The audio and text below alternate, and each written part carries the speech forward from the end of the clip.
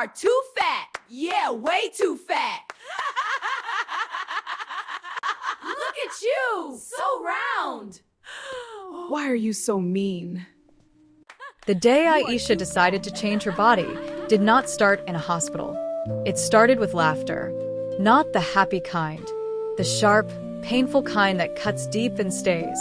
Aisha Bello was a young woman in her early 20s, living in Ibadan, Nigeria. She sold clothes online and stayed with her aunt, Mama Kemi, who raised her like a daughter. Aisha was kind, quiet, and very smart. But she was also plus-sized, and people never let her forget it. That afternoon, Aisha walked into her friend Sola's apartment. Her sandals slapped softly on the tiled floor as she entered. She wore a simple blue gown and carried her phone, smiling, excited to share good news. "Sola, guess what?"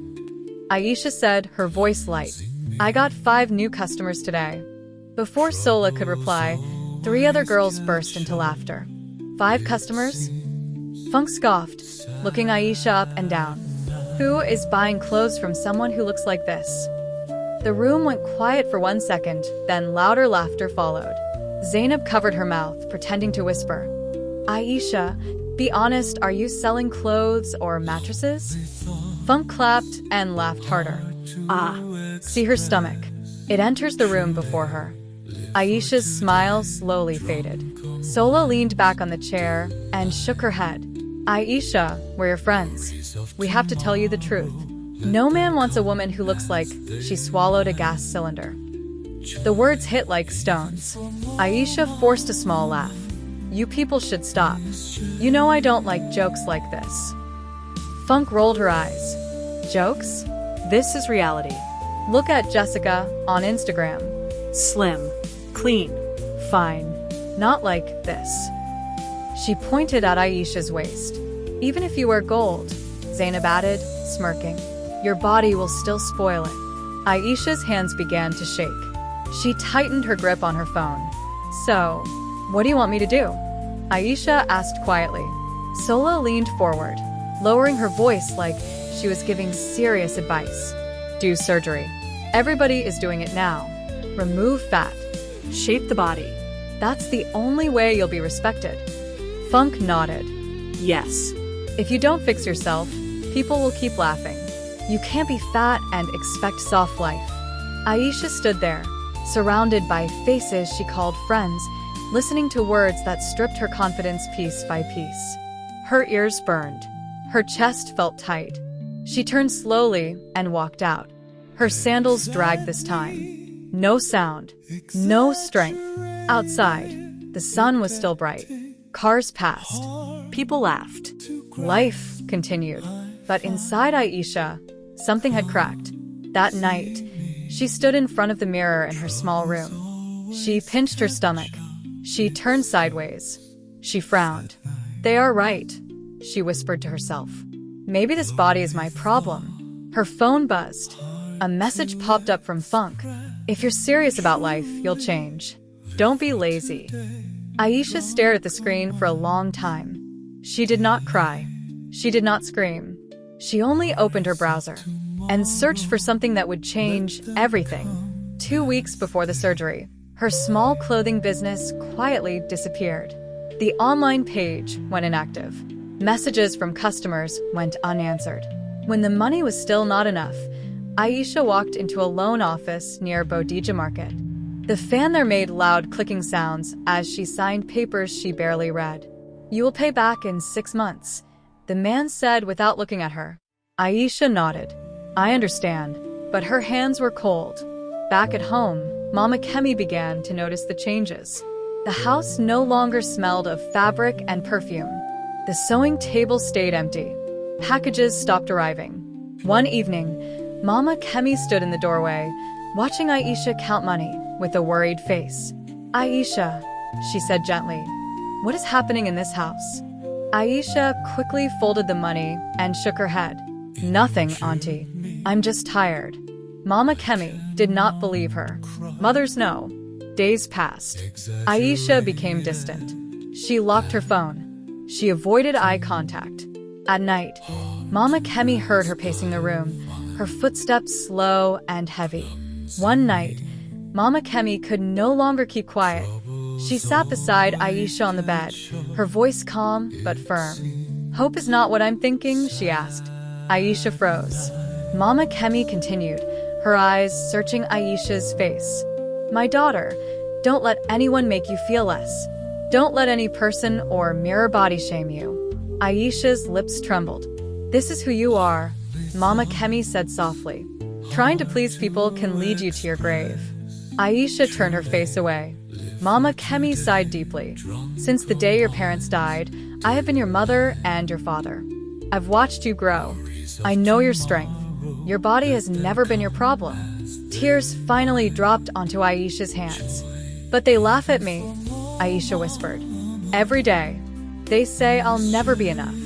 Mama Kemi pulled her into a tight hug. "Let them laugh. The world is cruel, but don't help it destroy you." For a moment, Aisha almost spoke the truth. Almost. But fear closed her mouth.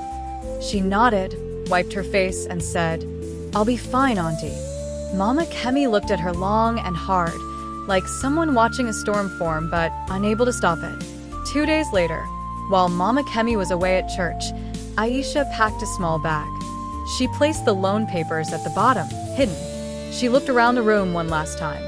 "I'll come back better," she whispered. She did not know she was also leaving something behind, something that could never return the same way. The clinic in Lagos was bigger than Aisha imagined. The floors shined like glass.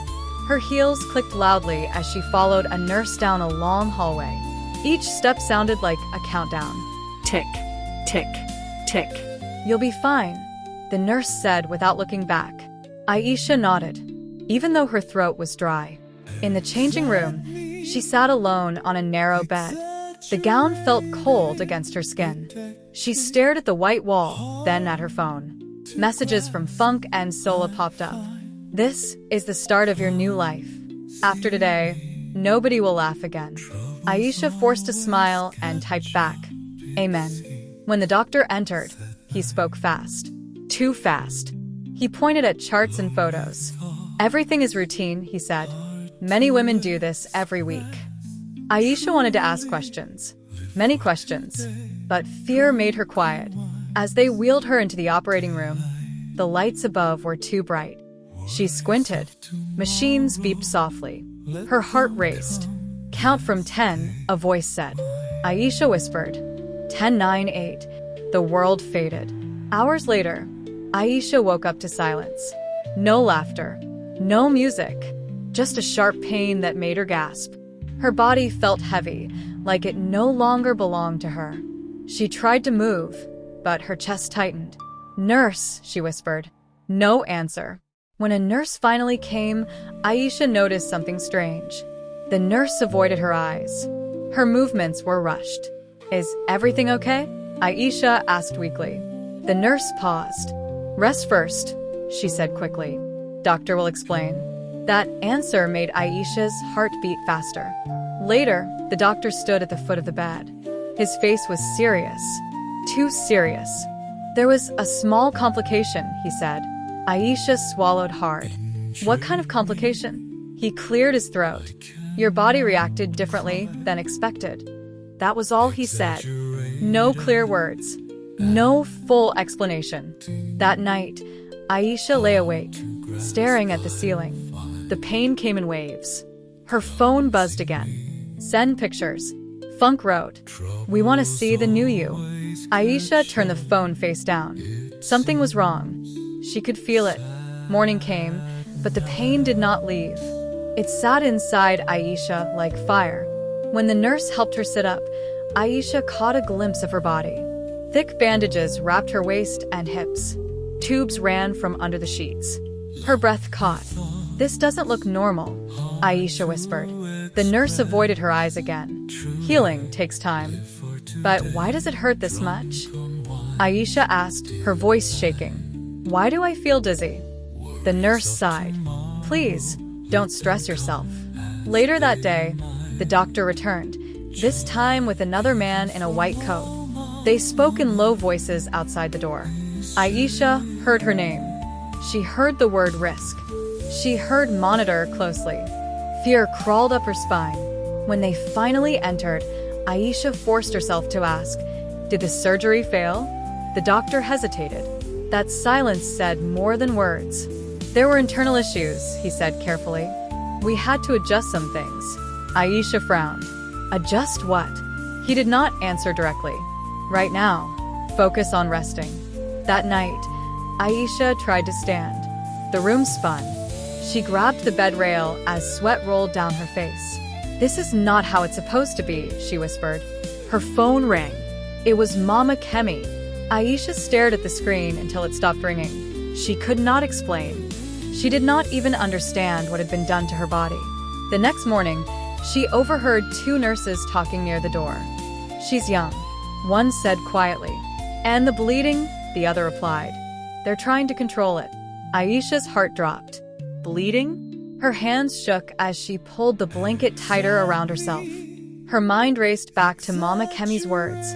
Trying to please people can lead you to your grave. For the first time, regret washed over her like cold water. Not because of the pain alone, but because she suddenly realized something important had been taken from her.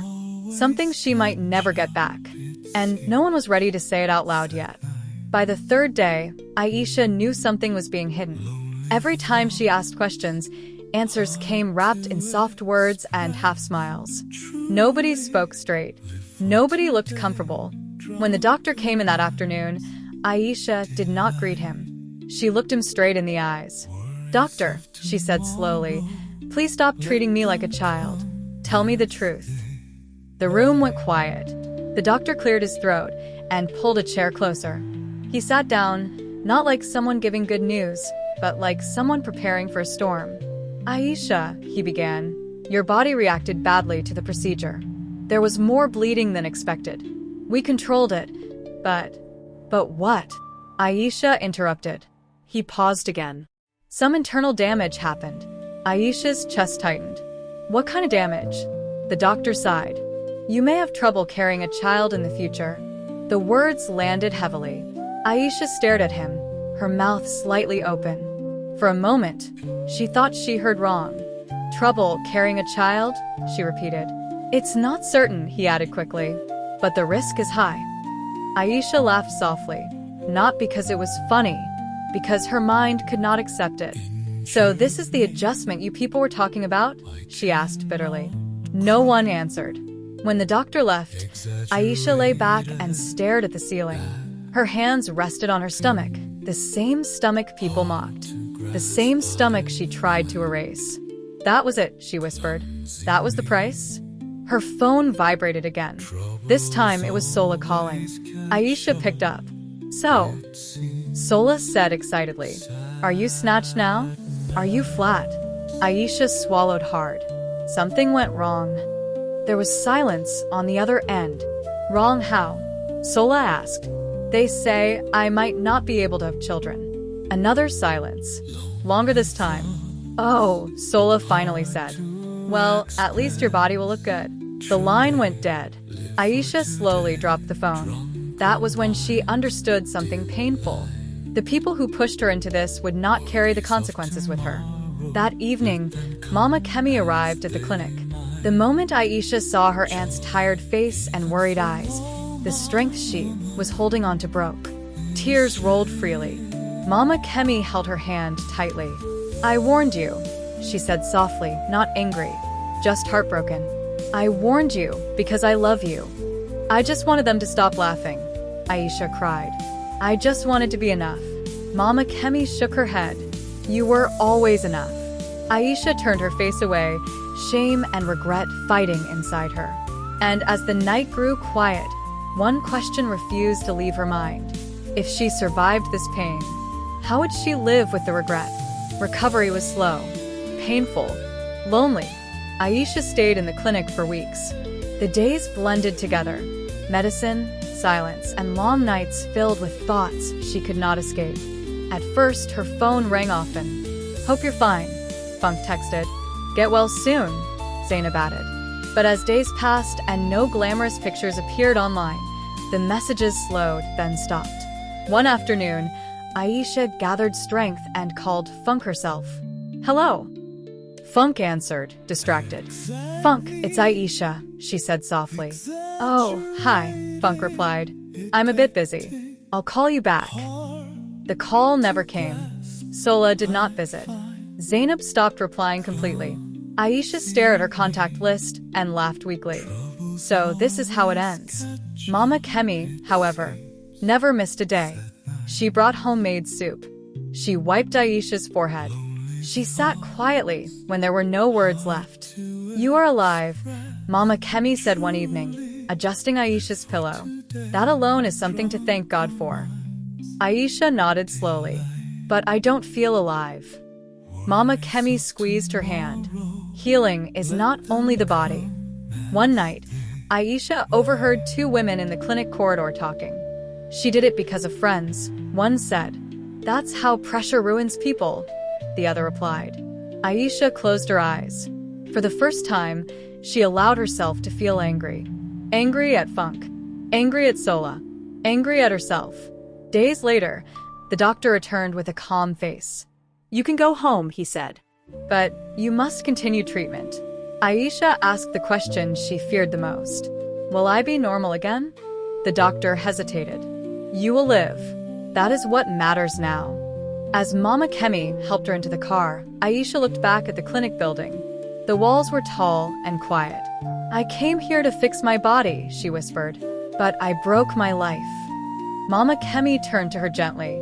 "No, my daughter, your life is not over, but it has changed." That night, back in her room, Aisha opened her phone and saw old photos of herself, laughing, confident, alive. She touched the screen. "I wish I had listened," she whispered. But regret does not move backward. It only sits beside you and waits. And Aisha was about to learn that some wounds do not bleed, yet they hurt the most. Back home, life moved slowly. The house felt smaller, quieter. Even the walls seemed to listen. Aisha spent most of her days on the couch, wrapped in a blanket. The mirror stayed covered. She did not want to see what she had become or what she had lost. One afternoon, Mama Kemi sat across from her, peeling oranges. The sound of the knife against the skin was soft and steady. "Aisha," Mama Kemi said gently, "what are you thinking about these days?" Aisha stared at the floor. "I'm thinking about how I tried to remove fat, but I added pain." Mama Kemi nodded slowly. Some weights don't live in the body. They live in the heart. That night, Aisha opened her phone and scrolled through social media. Funk had posted a picture, smiling, captioned, "Self-love is everything." Aisha laughed bitterly. "Self-love," she whispered, after destroying someone else's. Her phone buzzed. A message from an unknown number. "Hi Aisha, this is Sola. I heard you're back." Aisha stared at the screen. Sola continued.